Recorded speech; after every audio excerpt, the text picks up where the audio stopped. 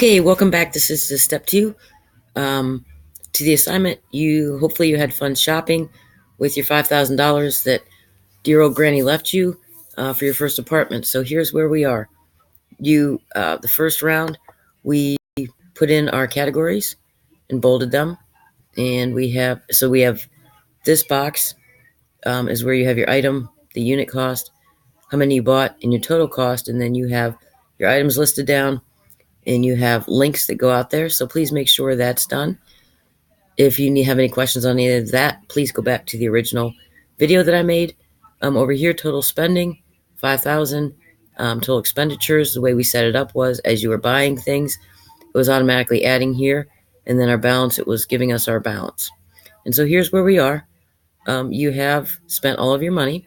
And so now we're just going to make your Google Sheet look nice. So if we go back to my original teacher example, I spent my money. I bought my items. I have my links. And then I had the 5,000.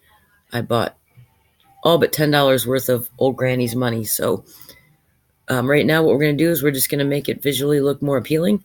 And we're going to add an outside border. We're going to put a border around all of these columns, which will kind of set it up, set it apart. And then I'm going to show you how to add this graph. And this pie chart actually is a pie chart. Just kind of is cool when you hover over it. It'll tell you kind of what percentages that you so if I hover over like my king bed, my bed, spending $699 was 14% of my budget. The elliptical, my workout room, I spent a little bit more. I spent 16%. And then if you add my stationary bike, 9%. Now I'm into 20-some percent for my workout room. You can tell that end tables, 2%. It's just kind of neat because then you can go back and look at what you bought, and then you can kind of see how important it was to you based on the percentage out of that 5,000. So we'll show you how to insert that. You'll also notice that we have a background color, and then I added color to the different categories. And so let's go ahead and spruce yours up and make it look great, and then you'll be all done. So where do we start? I would like to start first by putting in a background color for all of these cells.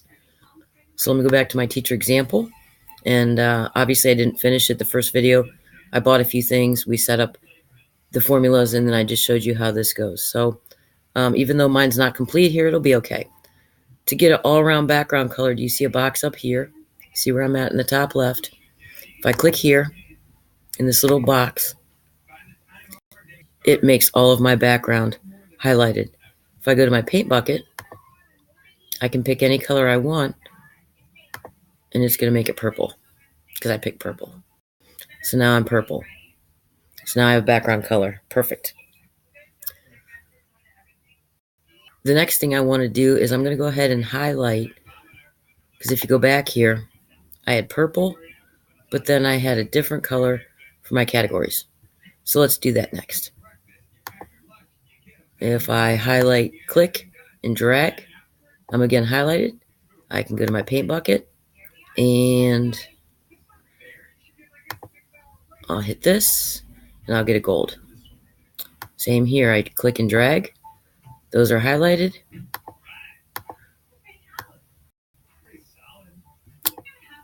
Come on, Misty. Just one, three. That's all I want. Thank you. Go up to my paint bucket. Go down here. 1, 2, 3, 4. Click here. And now I have easily for my viewer to see my categories. Next thing I want to do is we don't really want to leave our chart, our numbers here, like our buying, and then our numbers here in purple. It's not easy to read. So if you went back to mine, you'll see that we're going to go ahead and change this back to white. So there's a quick way to do that where you don't have to pick all white. I'm just going to drag. So you'll just drag as much that you have with your numbers because you want to be white. I'm going to go back up to my paint bucket. But instead of choosing a color, do you see up here it says reset? I'm going to click reset. And it's going to take it back to white. I'm going to come over here and do the same thing. I'm going to drag these three. I don't want any color there. Go up to my paint bucket. I'm going to hit again reset. And now they're white. Okay. Excuse me. The next thing I want to do is, remember how I said we want to put in these lines. So we're going to do one chart at a time. So I'm going to click on my chart. I'm going to come up here, right beside the merged cells, and right beside my paint bucket in between, you'll see it says borders. Now, I could do all kinds of borders. I could do one that just goes out and around. I could do one that just goes vertical lines, that would just do the vertical. I could do horizontal, just do the horizontal lines.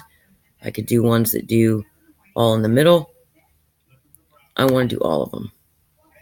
So I'm going to click that. Now I'm going to come here. I'm going to do the same thing. I'm going to highlight because I want to work with this whole area.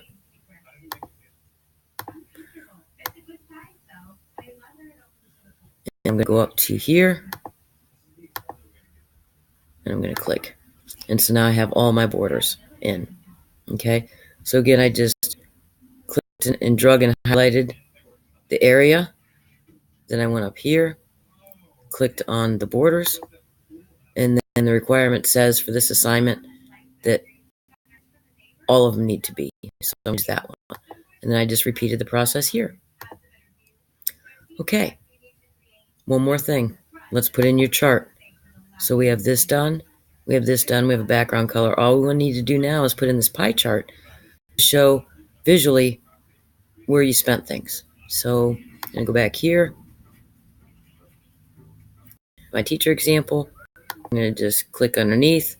I'm going to click insert a chart. So let me go out again. I went to insert a chart. The requirement says, even though you can do all kinds of charts, I wanted you to put a pie chart in. So give me just a moment because my computer's not fast tonight.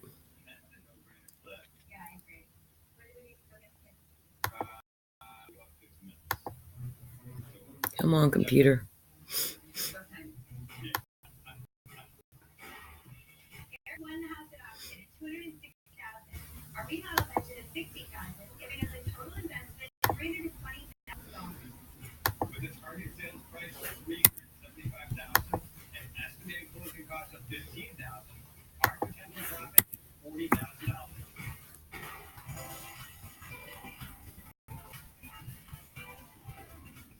If you see what I did there, I didn't highlight anything, and that's what it was telling me. I didn't have any data. So what I want to do is I just want to highlight my data. So from my couch down here, I need to tell the computer what I would like a pie chart of. So please make sure you do that. So I'm going to go back to insert chart. I've highlighted what I want it to calculate. When it comes up in a second, you can do all kinds of charts.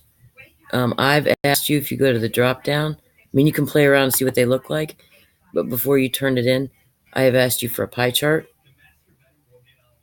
So a pie chart, because I want you to be able to see the percentages. Here's my pie chart. Obviously, it's too big, so we've worked on that. You're going to click.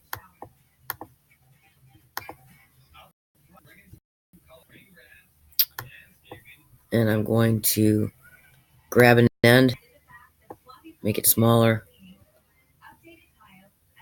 grab an end, make it smaller, drag it up here, and I'm just going to set it nicely where I think it looks nice. And so now, just for my two teacher examples, I only bought a couch and a floor lamp, so 96% of my spending right now is on my couch and 3.9% on my floor lamp. So that's it. You'll have everything you need. And from here, you're going to be ready to do the checklist, which I will make.